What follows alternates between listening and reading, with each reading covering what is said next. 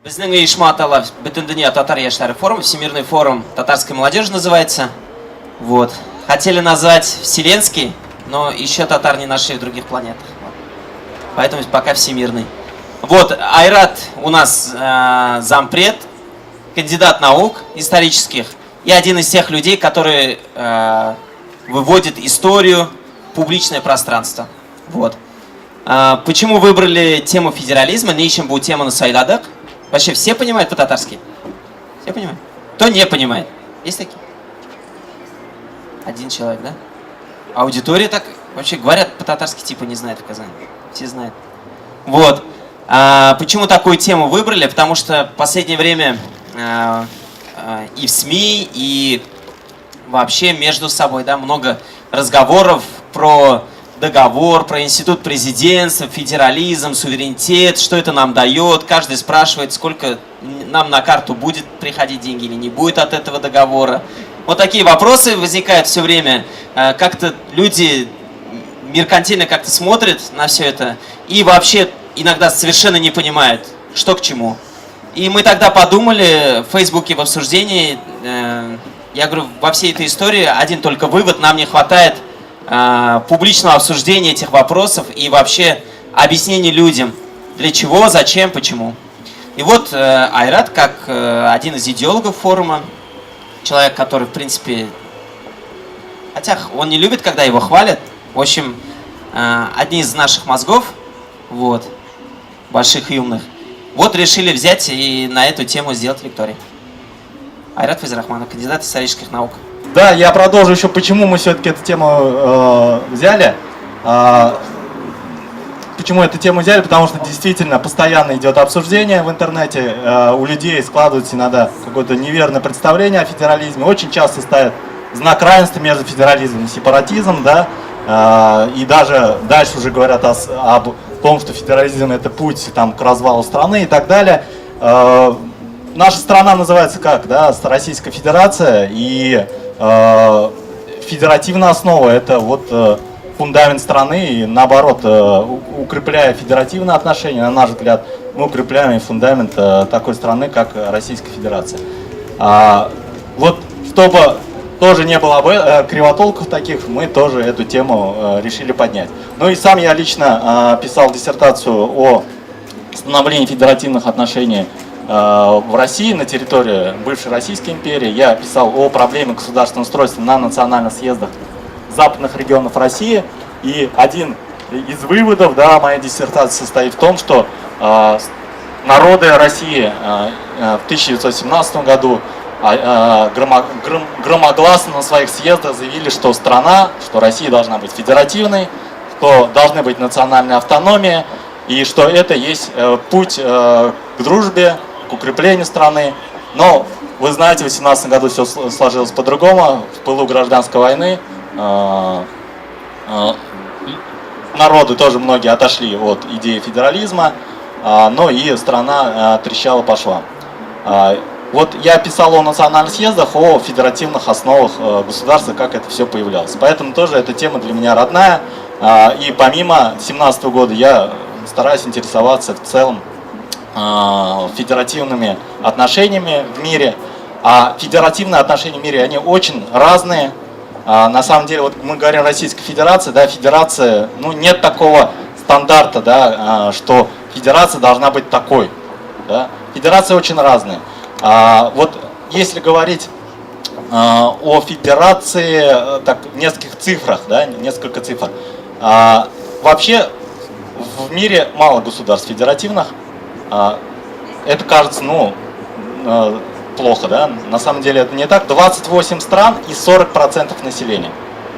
28 стран и 40% населения в мире живут в федеративных государствах, да?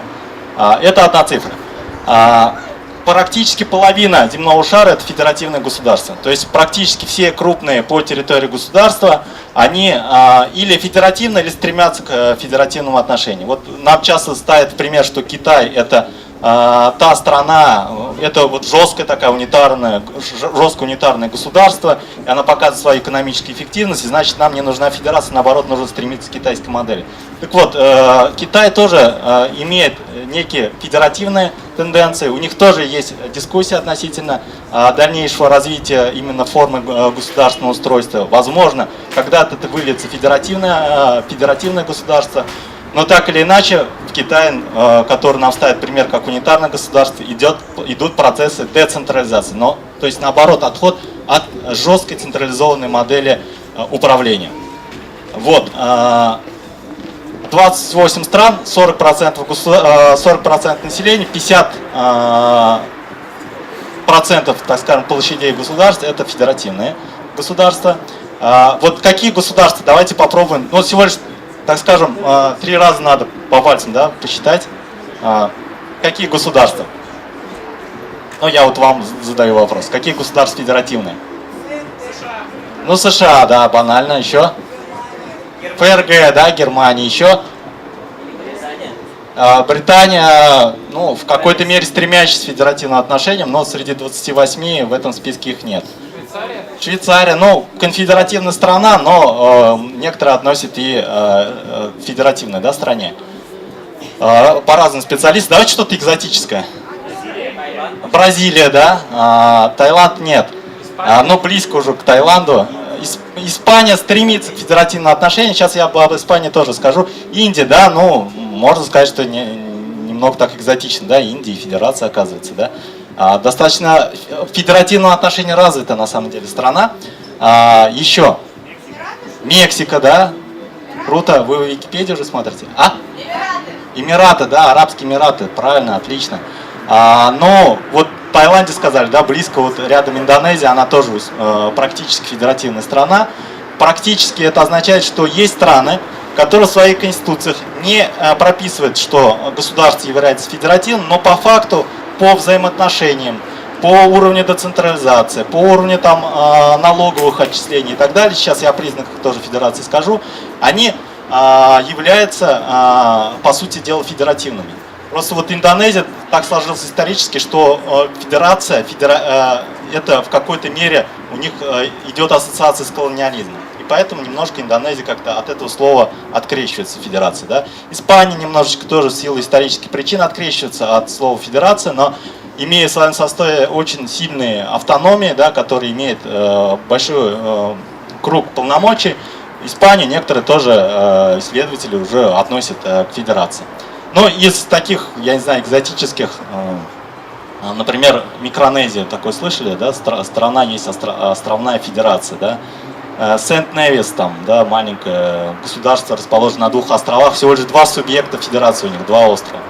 Вот, ну, можно продолжать, да, там Малайзия, Мексику назвали, да, Индию назвали, Пакистан, да, ну, естественно, Российская Федерация, да, в Европе еще у нас Бельгия, да, является федерацией, еще является Австрия федерацией и Австралия тоже является федерацией. Прямо Ирак тоже вот у нас в 2005 году, Ришат, не подскажешь, он стал в итоге федерацией, нет? Ирак в Конституции тоже вот определил себя как федеративное государство. Вот, такой перечень государств, и начинаешь считать, смотреть на территорию, действительно понимаешь, что это полземного шара, да, так вот прикинуть, да, если на карту. Ну, давайте вот немножко о признаках, да, все-таки федерации поговорим, что есть федерация, что есть не федерация, да. Не федерация — это, ну, унитарное государство, централизованное государство, да. Что отличает федерация от унитарного государства? Давайте, какие варианты? Да, свои конституции у кого? У тех, кто формирует федерацию, да, их называют субъекты, да, федерации. То есть есть некий такой уровень автономии, да, хотя не всегда этот термин применим к субъектам федерации, но так или иначе есть автономия, есть самостоятельность у субъекта федерации. Но я еще такому более точно определенному признаку вас возвращу. Есть в федерациях есть четкий признак. Все федерации имеют 2 уровня власти. Как минимум 2 уровня власти. есть центральный уровень власти, да, то есть вот в нашем случае Москва, федеральный центр, да, и есть, есть уровень власти действительно субъектов федерации. У них могут быть свои конституции, у них могут быть свои уставы. В любом случае все это прописано как в федеративной конституции, самостоятельность тех или иных регионов, и прописано помимо общей федеральной конституции, естественно, в конституциях или уставах самих субъектов федерации. Второй признак — это сами субъекты федерации. Субъекты федерации, вот у нас Россия на самом деле достаточно такая разнообразная по названию субъектов федерации, какие мы знаем. Республики, края, области, да, что у нас есть еще? Национально-автономные округа, да, что еще? 2 города федерального значения, Москва и Санкт-Петербург, да. Еще и, да, третий, Севастополь, да, у нас третий. Ну и, кстати, Республика Крым среди всех остальных республик сильно отличается. Это, по сути дела, не национальная республика, да. Еще было такое определение в 90-е годы, сейчас оно постоянно дублируется. Национальная республика, но Крым по определению не является национальной республикой. Далее, в мире какие субъекты федерации существуют? Самое распространенное, как вы думаете, название штат, да? Штат, калька, да, на русский язык от слова state, да, государство. То есть так получается, что федерацию формируют штаты, states, да, государство. То есть федерация формируется из государства. Еще, распространенное достаточно название для... То есть, кстати, штаты где есть? В Соединенных Штатах Америки где еще есть? Микронезия, да, Мексика, еще. Бразилия, все правильно, Индия, да, хорошо, Индия, действительно.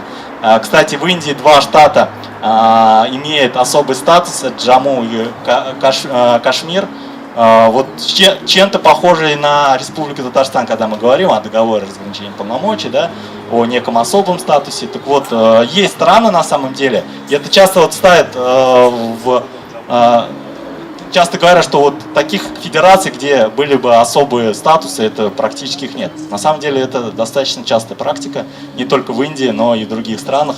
Я еще к этому вернусь. Имеется субъект федерации с особым статусом. Например, в Канаде, да, еще провинция, как мы ее называем, Квебек, да, провинция Квебек. Она, кстати, имеет свой национальный язык отдельный, да, французский, и имеет особый статус, который прописан отдельным законодательным актом, схожим с тем, что мы называем договор о разграничении полномочий. Вот, это что касается стран, государств и признаков, да. Субъект, есть еще такое понятие, да, как полномочия, да, то есть у каждого прописаны свои полномочия. У центрального уровня власти свой круг полномочий описан в Конституции, как правило, да. У субъекта федерации свой круг полномочий, также прописаны в федеральных конституциях или отдельном законодательном акте, например, как вот договор о разграничении полномочий. Вот, еще что может быть? Для федерации еще характерно такое понятие, как децентрализация. Я сейчас так немножко вас уже начал путать, наверное, да, я такую формулу пропишу. У нас очень часто федерацию, я говорил, ставит знак равенства сепаратизмом, да. Я вот здесь зачеркну этот знак равенства. И исходя из этого уже такого уравнения, я сейчас дальше пойду, да, вот. Это знак, больше, да, или равно. Понятие децентрализации. Децентрализация, да. То есть, как все федерации, они децентрализованы. Бывают унитарные государства, которые тоже децентрализованы и стремятся к федерации. Я даже немножко неправильно знак здесь поставил. Децентрализация больше, чем федерация. Вот так. Сепаратизм, да, равняется или даже больше, да, вот больше. Понятие сецессия. Вот так. Сецессия — это отделение какой-то части территории, да, и объявление самостоятельным государством, суверенным государством. которое не входит уже в состав того государства, в которое раньше оно входило. То есть сепаратизм, сецессия, она больше, чем сепаратизм. И еще раз обращаю внимание, что федерация не равно сепаратизму. Да? То есть это за рамками федерации находится. Ну, к сожалению, у нас часто в дискуссиях такое возникает, что там, Татарстан какой-то сепаратистский регион, да, даже они, но описывают они при этом не сепаратизм даже, а описывают сецессию. Да? Иногда, то есть сепаратизм, он возможен в рамках единого государства, вот, то есть стремление к автономии, к большей самостоятельности некоторые исследователи тоже могут относить к сепаратизму. Вот. Децентрализация, еще есть такое понятие, как регионализм. Вот как раз Испания, да, это пример такого, так скажем, государства, где развит регионализм. Это не есть федерация, но это есть государство, где развит регионализм. Регионализм, ну, наверное, децентрализация больше, чем регионализм. Вот, у меня такое уравнение получилось, немножко понятно оно, нет? Вы можете задавать вопросы, кстати. Тянуть руку, говорить: Айрат непонятно, Айрат фу, не то. Да, непонятно, неясно. Давай проясни вот этот момент, да? Поэтому, так как нет рук и нет, да, ага. Про регионализм чуть подробнее можно? Да, вот я просто пример стран сразу говорю. Есть Испания, да, вот Табрис называл Великобританию, да. Это регионалистское государство. Не прописано, что оно федеративное, во-первых, да. Отдельные регионы имеют большую самостоятельность, да. То есть, например, в Испании страна басков, Каталония, да, это автономия. Остальная часть страны это, ну, по-моему, провинции, да, там. Вот. То есть какая-то часть страны, оно управляет централизованно в рамках унитарного стандарта управления, так скажем. Какая-то часть страны является, ну, схожими с тем, что вот мы видим, как строятся отношения между Москвой, допустим, и Казанью, Москвой, и Ижевском, там, Москвой, и Нижним Новгородом и так далее. Да? Вот. Какие бывают федерации? Ну, во-первых, раз мы начали говорить о договоре, да, бывают федерации конституционные, бывают федерации договорные. То есть федерации, которые сформировались, как, то есть написали в Конституции, что страна федеративная, написали, какие субъекты федерации, да. То есть основной документ, который определяет страну как федерацию, который положил начало стране как федерации, да, это является Конституция. Это вот эта конституционная федерация. А есть у нас договорные федерации, в которых какой-то там законодательный конкретный акт положил начало федеративного государства. И есть конституционно-договорные, еще такой смешанный тип. Ну, Россия, например, относит все-таки к конституционной федерации, но учитывая пример Татарстана, учитывая пример того, что не только Татарстан, но и другие субъекты федерации стремились к тому, чтобы прописать договор. Некоторые исследователи Российской Федерации относят к конституционно-договорной федерации. Ну, там есть свои детали.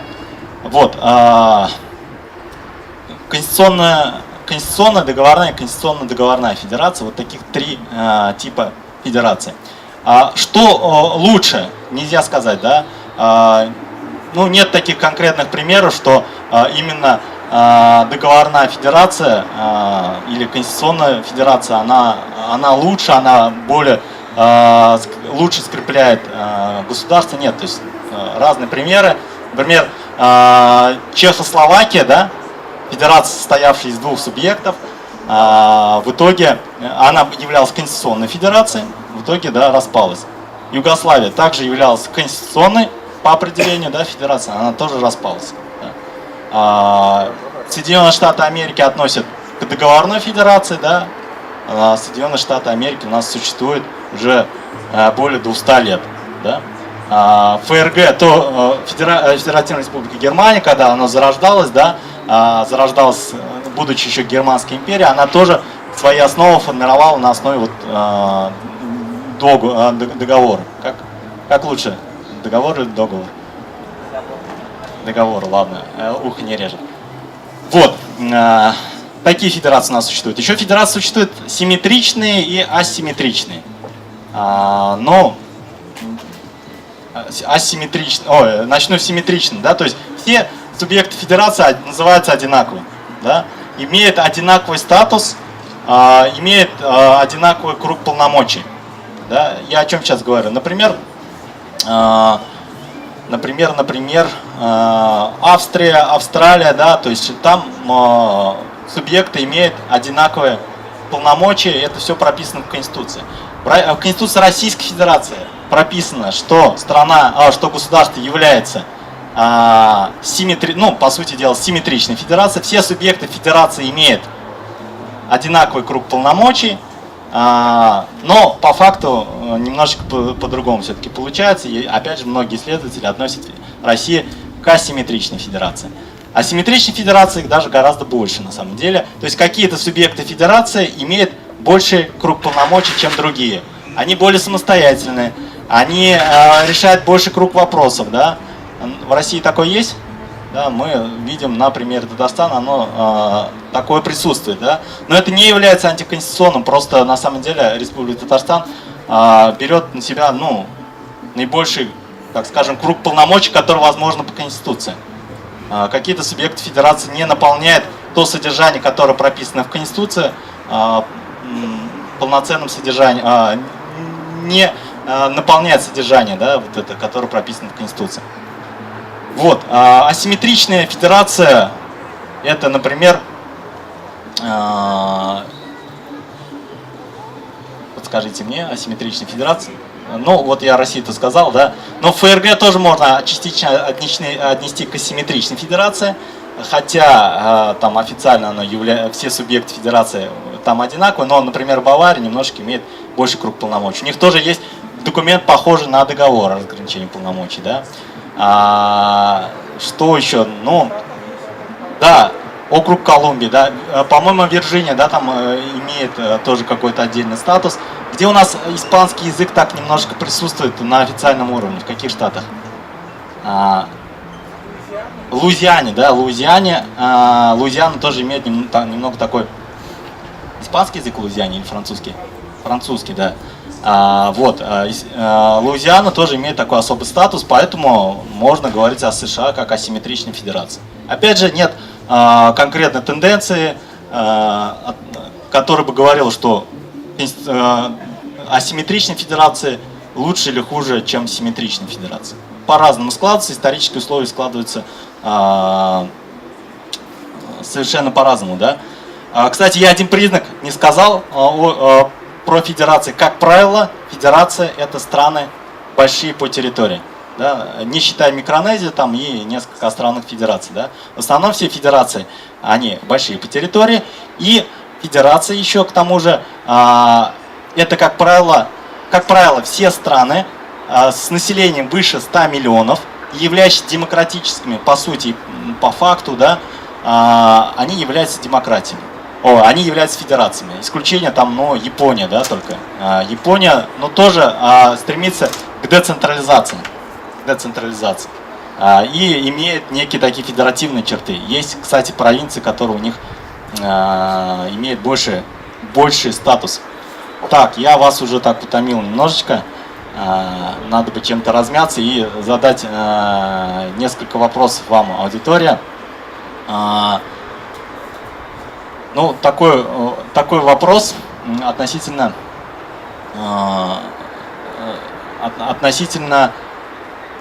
еще одного важного признака, да, так скажем, разграничения полномочий и разграничения налогов. Да? То есть любой субъект федерации может быть самостоятельным только тогда, когда у нее есть своя налоговая база. Да? Вот это тоже важный признак. Любой субъект федерации имеет свою отдельную налоговую базу, да? Свои прописанные налоги. Да? В Конституции Российской Федерации прописаны полномочия, а в налоговом кодексе прописаны налоги, которые положены субъекту федерации. Вот примерно, как вы думаете, мне очень интересно от вас услышать, опять же, Российская Федерация, пример. Сколько процентов уходит в федеральный центр и сколько забирает у субъекта федерации? Вот, например, Татарстан, да, ну не Татарстан, давайте возьмем там, я не знаю, Нижегородскую область, да, и федеральный центр, Москва, да, такая общая казна, да, у нас. Как думаете, сколько Нижний Новгород у себя оставляет налогов? 14%. Так, кто больше? Ага. Какие еще варианты? 35-40, да, почти. 50. Ну, 50, 35, 40 на самом деле, вот эти цифры, они на самом деле верны. Дело в том, что, ну, зависит от мобилизации налогов вообще в каждом текущем году. То есть есть разные налоги, да?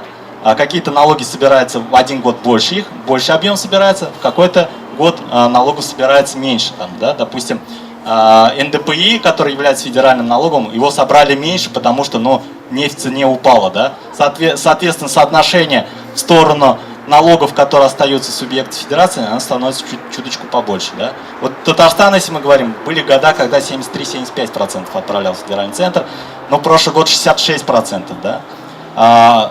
Плохо это или хорошо? Тоже вот это риторический на самом деле вопрос, потому что есть федерации, где больше оставляют налогов регионы, да, есть федерации, где гораздо больше себе забирает федеральный центр. Но, конечно, не пример там Нигерия, да, и Венесуэла, да, там 85-90%, да, забирает налогов себе федеральный центр.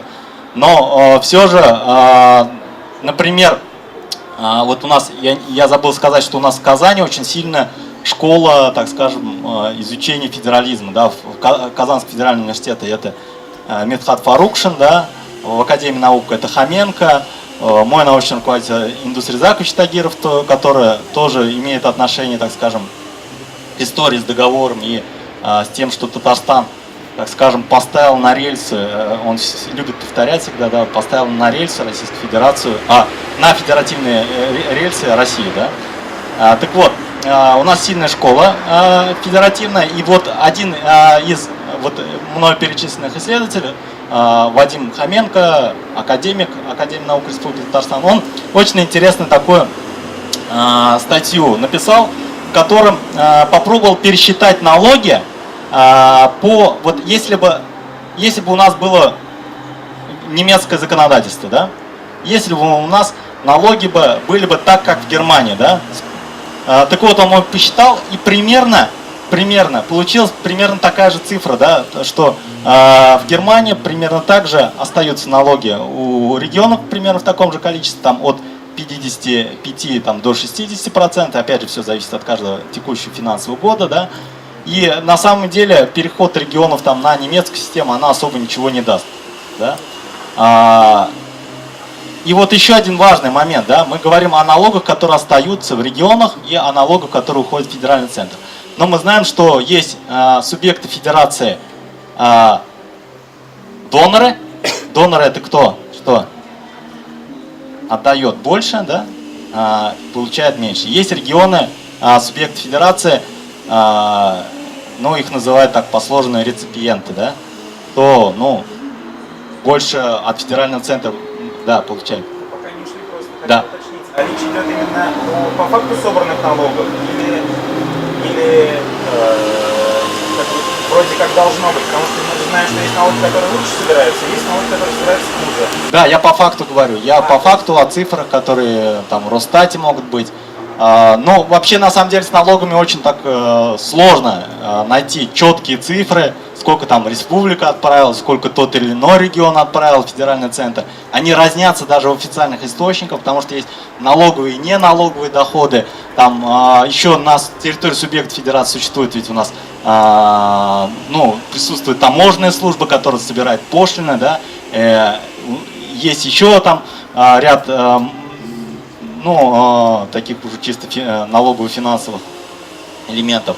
Я говорю, да, по факту, что вот разные годы Татарстан, там были года даже буквально недавно, 2013, что ли, если не ошибаюсь, 6% отправили в федеральный центр. Был год, говорю, когда 73,5% отправили. И не все депутаты, даже вот мы иногда обращаемся, интересуемся этого вопроса, не все специалисты могут четко назвать, сколько же там республика отправила в федеральный центр. Очень по-разному может все это звучать. Так вот, мы сейчас говорим о том, что... Так, я сейчас... Там власть, полномочия, да? Это федерация, да? Власть, полномочия, ну, налоги, так можно сказать. Хотя, наверное, вот так, да? Полномочия. Вот такое у нас уравнение. Власть, полномочия, налоги.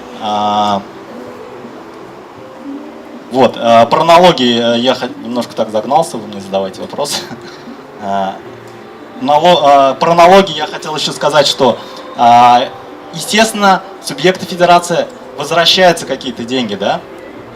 Если мы говорим, опять же, о примере Республики Татарстан, то, ну, опять же, разные источники, около 10%, вот мы отдали, там, в этом году, отдадим, допустим, 65%, да? И возвратятся нам в Республику Татарстан порядка 10% той суммы, которую мы отправили в федеральный центр. То есть там более половины налогов все-таки остается в федеральном центре. Почему это делается, да? Почему это так делается?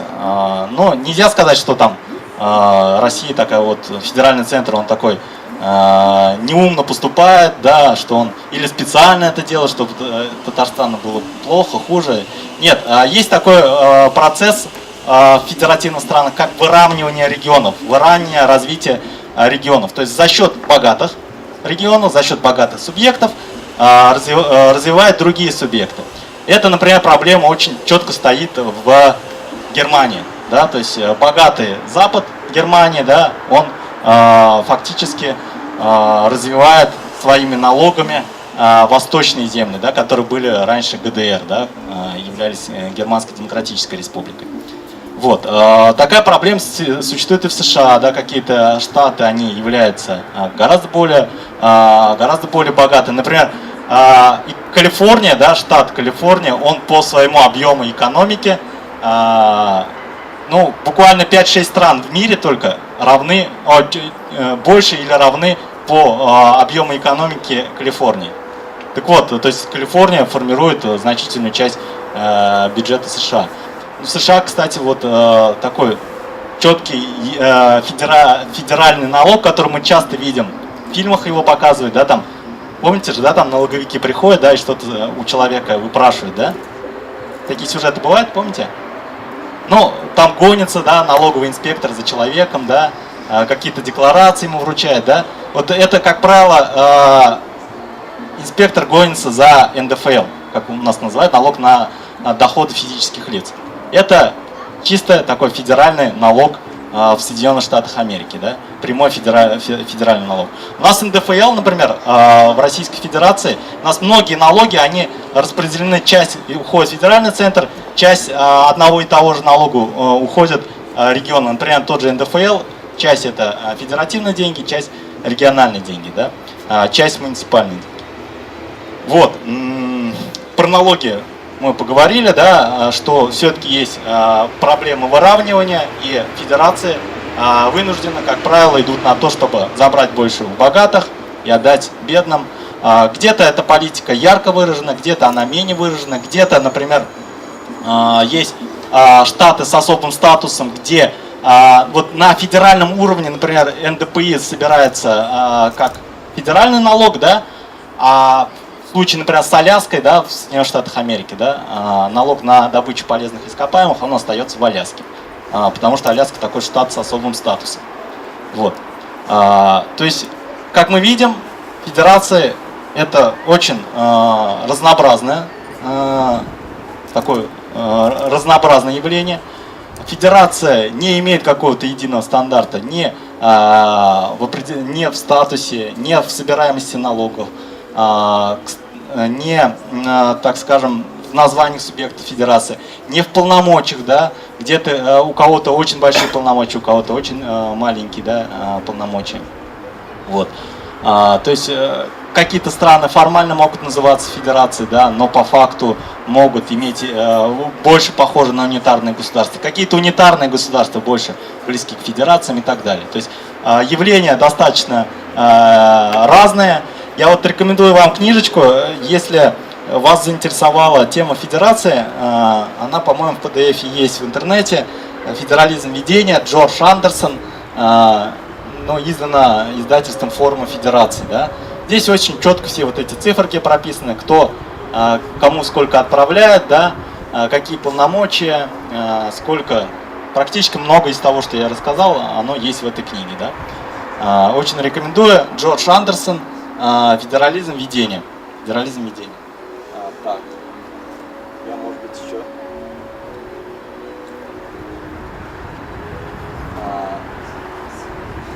Ну вот я, к примеру, да, открыл, потому что все цифры не запомнишь и иногда можешь ошибиться все-таки. В Канаде и Швейцарии, например, на центральное правительство приходится около 45 совокупных доходных поступлений. В США 54%, то есть в центр уходит. Да?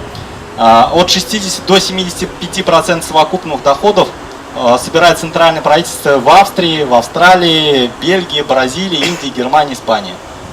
Свыше 80% собирает, это уже больше, чем в России, да, центр себе забирает. Это Аргентина, Малайзия, Мексика, ЮАР. Ну и крайний случай это Нигерия и Венесуэла. Вот. Но в то же время вот те федерации, о которых я сказал, они много могут отправлять трансфертов. То есть трансферт это прямые перечисления субъекта федерации на его развитие. Да? Татарстан, вот, например, практически не получает никаких трансфертов, там есть небольшие копейки, субвенции, дотации, но они очень-очень маленькие. Да? В строке бюджета Республики Татарстан это там не более 1%, да, от того, что федеральный центр отправляет Татарстан как дотацию, как субвенцию, как там какой-то определенный трансфер. Да? Но вот я говорил о 10%, а 10% это что такое? 10%. Что Татарстан получает себе обратно. Это федеральные целевые программы, разные ведомственные программы, да, все это в совокупности, там гранты и так далее, да, например, там будут прокладывать высокоскоростную магистраль, это тоже в определенной степени федеральная целевая программа, которая развивает субъект федерации. Такой, кстати, принцип развития, он присутствует во многих федерациях, где существуют целевые программы, и регион вынужденно или с большим желанием входит в эту программу, получает деньги по ней.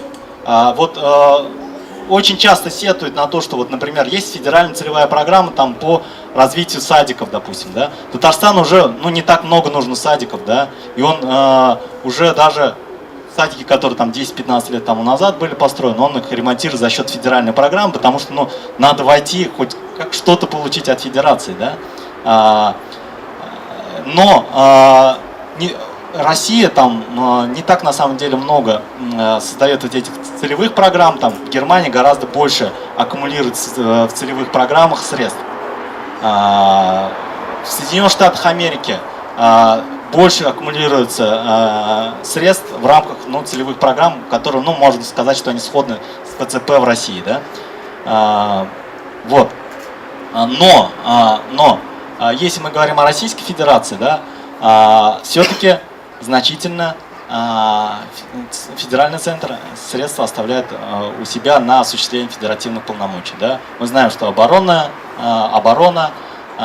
там, правоохранительные органы, да, это все уровень уровень федеральных полномочий, да, уровень полномочий федерального центра. И вот эта строчка в бюджете, она увеличивается у нас. Да? Вот последние годы она увеличилась за счет в то же время аккумуляции средств с регионов. И опять же, этот процесс на самом деле он плавный. Да? Если мы там будем смотреть финансовое планирование Российской Федерации, то потом дальше будет меньше на это затрачиваться. Но то есть и в других странах тоже плавно иногда больше федеральный центр у себя в какие-то годы оставляет на осуществление федеральных полномочий, иногда меньше, иногда больше на федеральные целевые программы оставляет. Вот такая федерация, вот я думаю, может быть, немножечко я раскрыл тему федерация, что такое, да, где и как, да, у меня так называлась тема федерации, тема сегодняшней лекции. Я надеюсь, я немножечко ее раскрыл. Ваши вопросы, у нас есть еще 3-4 минуты. Айрат, а что насчет... Ага, вот.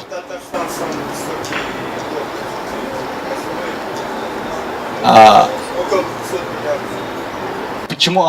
Татарстан на самом деле не самый первый по количеству налогов, которые отправляет федеральный центр. Он на 3-м месте находится. Да, у нас Ямало-Ненецкий автономный округ всех больше налогов отправляет, и Тюменская область. Да? В чем причина? Ну, мы богаты.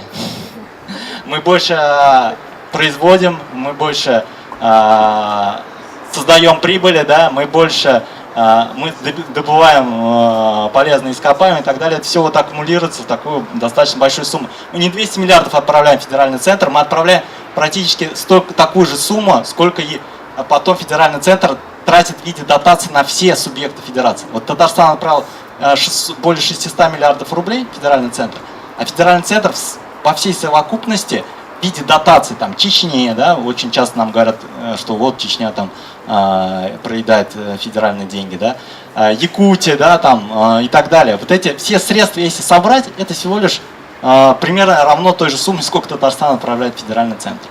Вот.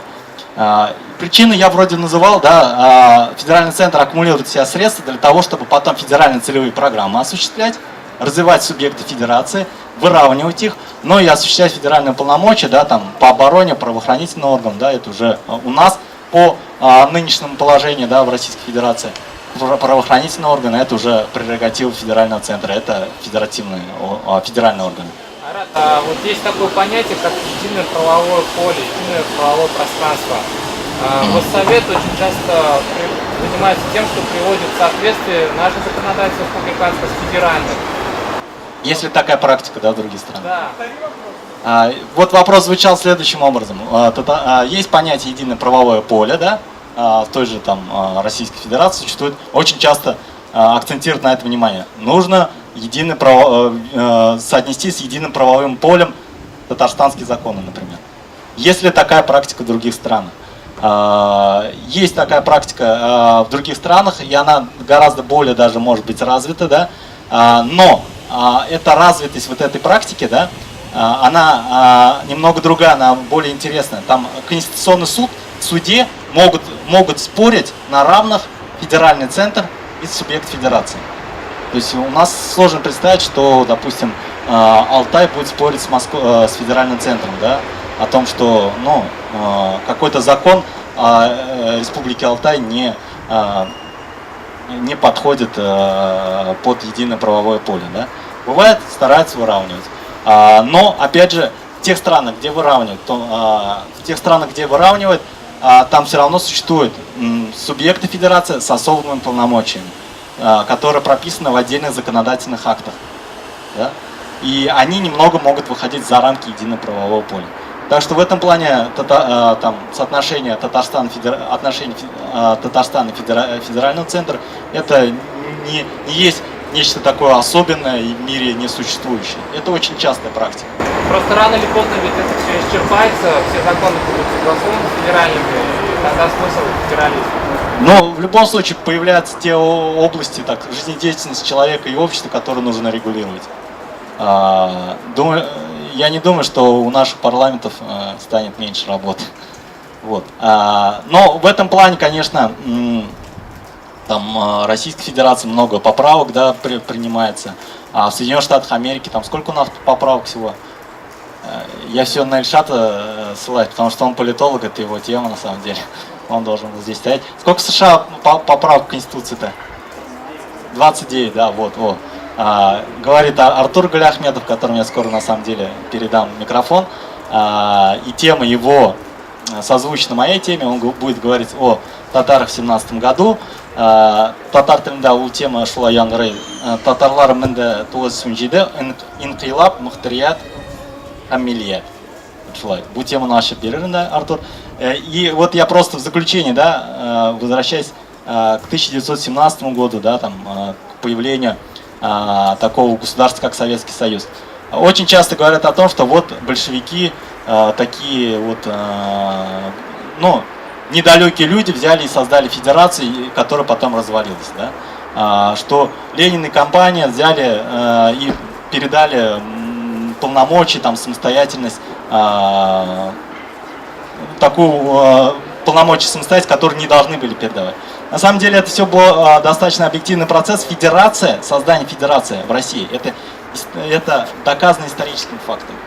Федерация в Советском Союзе, в России, это наоборот то явление, которое позволяет соединять достаточно разные явления в государстве, позволяет соединить те регионы, которые стремятся к большей самостоятельности, да, позволяет скрепить их, да, за счет именно федерации, за счет децентрализованных полномочий. Но я уже заговорился, и Артур, наверное, это скажет, да, что в 1917 году было у татар здесь, не только здесь, да,